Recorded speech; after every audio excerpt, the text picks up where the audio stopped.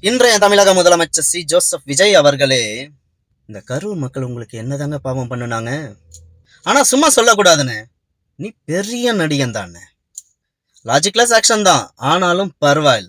எப்படியும் இதுக்கு ஒரு கேஸ போட தான் போறாங்க. கோர்ட்ல அதுக்கு நீங்க கொடுத்த ஜாப் அப்பாயின்மெண்ட்டை கேன்சல் பண்ணுங்கன்னு சொல்ல தான் போறாங்க. எல்லாத்தையும் தெரிஞ்சேதான் நீங்க அரசு பணியை கொடுக்குற மாதிரி கொடுத்து கடைசியில் அவங்க மூத்துல சாணிய பூசிட்டீங்களே.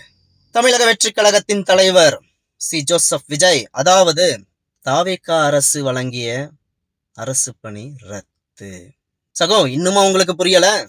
சிஎம் சி ஜோசப் விஜய் அவர்கள் தமிழ்நாட்டு மக்களை நண்பி நண்பா நண்பி நண்பா நண்பின்னு சொல்லி சொல்லி சொல்லி சொல்லி சொல்லி உசுப்பேத்தி உங்க எல்லாரையுமே மக்கு மன்னர்களாகத்தான் நினைச்சுக்கிட்டு இருக்காரு. ஏன்னா அவர் என்ன சொன்னாலும் என்ன செஞ்சாலும் நீங்க விசில் அடிக்கத்தான் ரெடியா இருக்கீங்களே.